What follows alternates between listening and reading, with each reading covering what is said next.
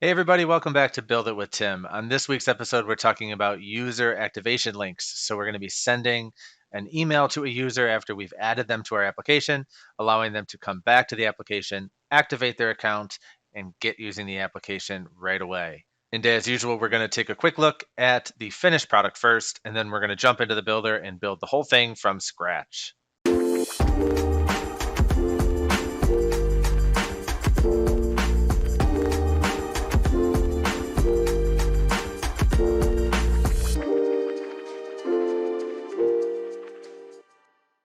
So I'm logged into the finished application here as an administrator, and I'm going to add a new user to this application by giving them a name and an email address and a role. And I'm going to save this form, and it's going to send an email to that user that I just defined. Now, when that user receives the email, they're going to get this nice fancy email. It's going to have their name in there, and it's also going to have a button that's going to take them to a page specifically for them to add a password. And once submitted, we go to this activation page saying everything was successful, and then they have a button to go back to the login and start using the app. The great thing about what we're doing here is that we really don't have to make many modifications to our data structure, and nothing is really overly complex as far as relationships goes or connections. Everything is very straightforward. So the only thing we need to add here is one field in our users table. Okay, so we're going to navigate to the users table and our fields tab, and we're going to add a text field. Now we're going to use this text field to store a record ID. So we're going to just call this field record ID and save. And in order to populate this field, we'll set up one table rule, and we're going to say on record create, we're going to set the value of that record ID to a record value of record ID, and we're done. Now, whenever we add new users, that record ID field is going to be populated with the actual behind the scenes record ID value that's assigned to every single record throughout the entire application. Okay, so this is going to be a unique ID for a user that we use inside of a URL, like the actual page structure, page URL, so that we can send this user a link that can take them to a page to edit a form specifically for them. Now we're ready to actually build out the pages. So in this particular workflow or this particular example, um, all we're really focused on is somebody creating a user account. So in this case, users are not allowed to register. So an administrator of the application or supervisor, whatever, somebody who actually manages the application is going to be adding the user record manually. From that point, we're going to send an email to the new user that's created. That user is going to receive the email with an activation link that's going to send them to a page with an edit form that's specifically for their user record.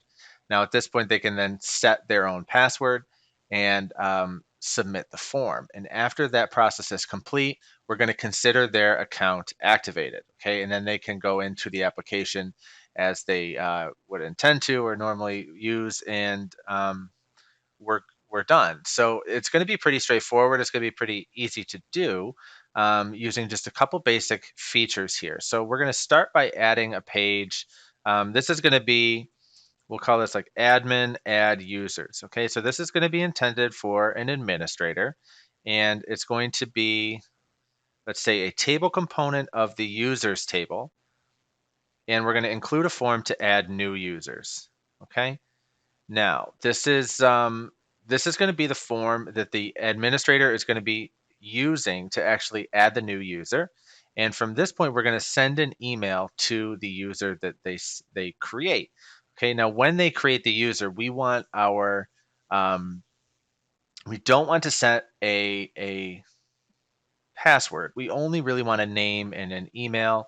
Okay, so we're going to remove all the fields from this form, and we're only going to include name and email. And I suppose we could set the role here if you want to as well, so that somebody could create a user and set their role however they want or however it's necessary. The record ID field, remember, it's getting set through a table rule. However, if you wanted to set this inside the form, like if you didn't have access to table rules, you could actually do this in the record rules as well. by including a record rule to update this record and set the record ID to form value of record ID. Okay, and that will do the same thing, but we're going to do it on the table rule level for now. All right, so like I said, when this form is submitted, so an administrator adds a new user record, we're going to set their name and email. We are not going to set their password, and then we're going to send an email notification to this particular user.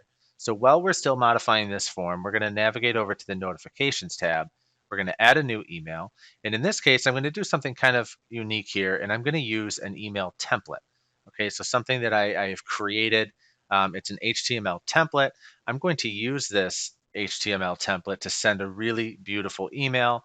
And we'll get to that in a moment. Let me just first fill out the rest of the information we need here. So we are sending to a field value of the user email. The from name, from email, of course, that's up to you for setting where these emails are coming from, and you can see more information about that particular function from a previous Build It with Tim video about email notifications. Okay, so we're going to set, of course, the subject here, activate your new account, and here's where we're actually going to put in our HTML template.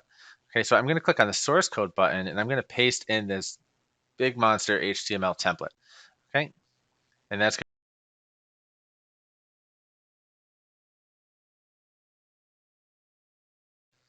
now, before we actually go about customizing this email any further, we need to actually set up the page where the user is going to land on when they click this activation button. Okay, so we need to do that first. So I'm just going to save this now. And from here, we're going to need a detail page for our users who we're creating accounts for. We're going to need a detail page for them to come back to the application in order to set their passwords. So we're going to do that in a I don't know. I guess it's not really like a unique way or anything, but we're being very careful about how we are bringing them back to the application. Now, I could add a detail component or a detail page directly to this table, but I'm not going to do that because this admin page, again, is intended for admins only to actually add users. We want to separate users from this page as much as possible. So on this page, or rather on the layout that this page is located within, this default layout, we have a menu, we have breadcrumb trail, we have a user menu. So if somebody goes to a detail page or any page within this layout, they're going to see those three components. So what I'm going to do instead is I'm going to add a blank layout. And what I mean by that is I'm going to add a new layout, and I'm going to just call this blank layout. And I'm not going to select any of these pre-configured styles with these menu, breadcrumb, user menu components. I'm just going to hit save, and you're going to see that all we have is the page container, and that's exactly what we want. So from here, I'm going to add a new page, and it's going to be very, very similar to the admin page, except it serves a very specific purpose, and it's only going to be to just essentially get a detail page. Okay, so we're going to make sure that this is on the blank layout. It's no menu to attach it to. It's going to be a table of users with a detail page.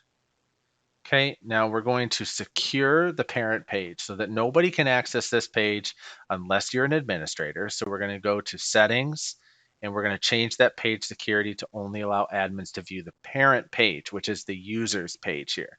Okay, now the user detail page is still public, and that's fine. That's what we want. Okay, now it's on this page that people are going to come back to when they click the button to activate their account.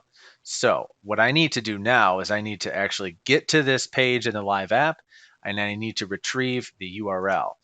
So what I'm going to do to get to this page, I'm just going to get the actual page slug. Okay, so it's called user. So I'm going to log in as the admin. Here we go. I'm going to log in as the admin here. It's going to take me to this page, but that's fine. All I really want to do is actually get to the URL. So if I go here, I want to change this, and I want to go to just the users page that we just created.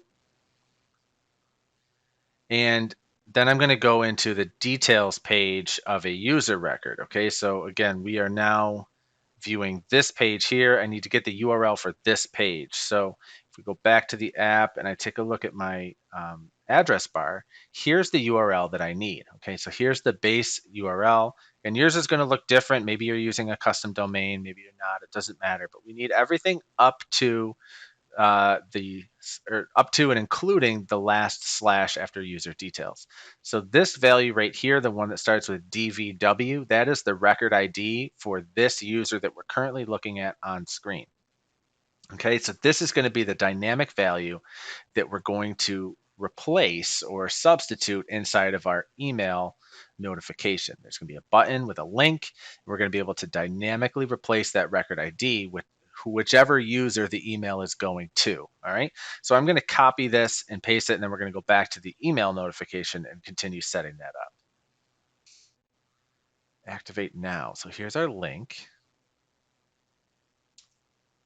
Now, again, we're going to replace this record ID. This is my user ID. It will not be anybody else's user ID or user record ID. So in order to replace that value, I can do an open curly bracket with the exact field name or field title and then close with a curly bracket.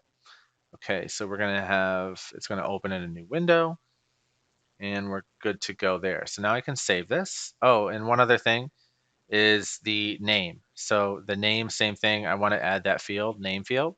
So I'm going to do that. I'm going to do an open curly bracket, name, and then a close curly bracket.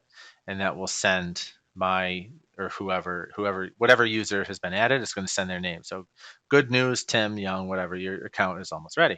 Okay, so at this point, we can actually test this. So everything's looking okay for now. Like I said, I could actually try this now.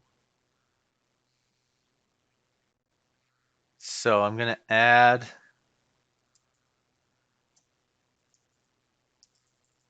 a new user, default role. Again, I'm not setting a password, remember? So we're going to do that.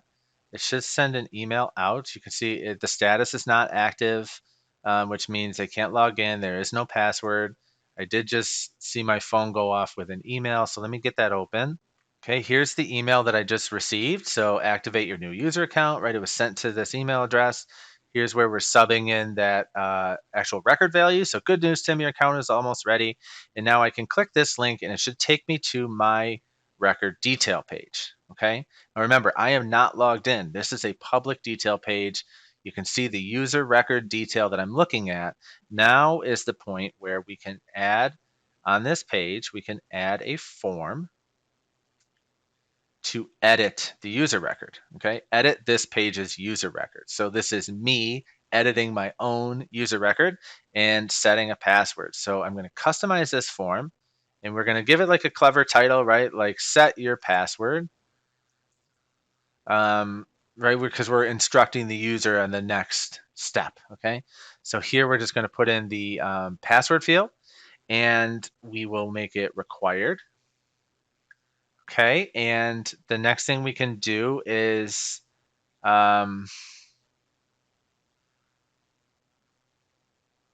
we can change the submit button text. So we can say something like activate. And we're going to add a record rule here to update the user record and set the status, the user status, to active. Now, if you're unfamiliar with why that's important, I can explain it briefly here, but that is a default field that we use on the user record that if you take a look inside of like login components, the login components can actually use this, right? So allowed status, whether it's active or inactive. So only people with an active status can log in. Okay, so extra security measures there. So we're going to update their user record to active. And then I think what we're going to do is another little fancy thing, just to make this whole experience a little bit nicer for the user. We're going to add one more page to the blank layout, and we're going to call this activation success or successful. How about that? It's going to go to the blank layout. There's going to be no menu. And we're going to use a little bit of custom code here just to do something kind of cool. So we're going to use an HTML component. And we are going to just paste in some code that I had here, which is going to be an icon. And, oh, it didn't like it.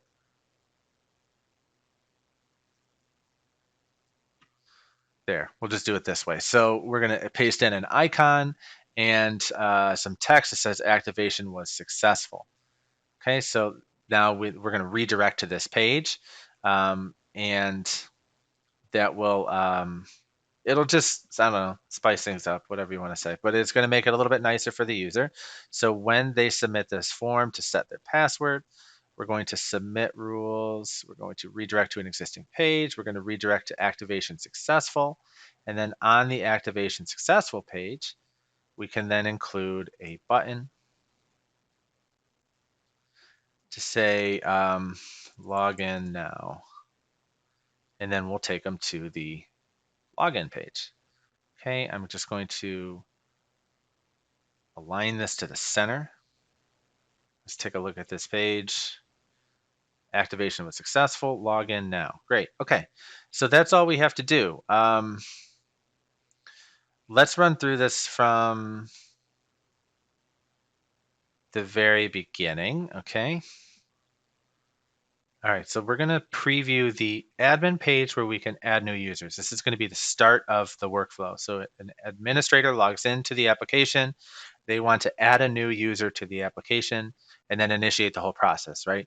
Set the record ID of the user, send an email with a link that includes that record ID so that that user can go back to a page to edit their user record and set their password. Then once they submit the form, we update their status to active. Their password is now set.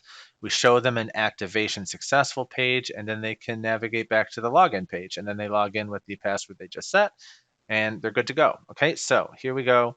We're going to do this now. We'll do Tim test 2 at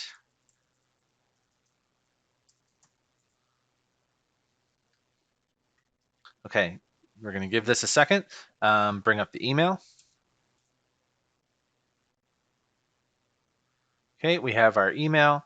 Good news, Tim, your account is almost ready. Great. Now we can click the Activate Now button or link. It's going to take us to this page. Remember, this is our user detail page. And like I said, if I were to try to go back to this user's parent level page, it's not going to let us because the page is secured and I'm not logged in and I don't meet the right criteria. I won't be able to access that parent page. So anyways, I'm going to set my password.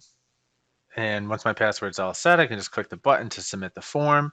The submit rule is triggered. I'm taken to the activation was successful page with a button that allows me to then log in, and it takes me to the login page. So now I can log in with that particular email address and password that was just set up. All right, so that's how we can build this workflow. Like I said, it's actually very easy. It's very simple. It just requires a little bit of maneuvering where you are essentially just guiding and redirecting users to various pages and giving them very clear instructions on what they need to do. Okay, that's it for this week's episode of Build It with Tim. I hope you've enjoyed this episode, and I'll see you next week. Thanks for watching, everybody.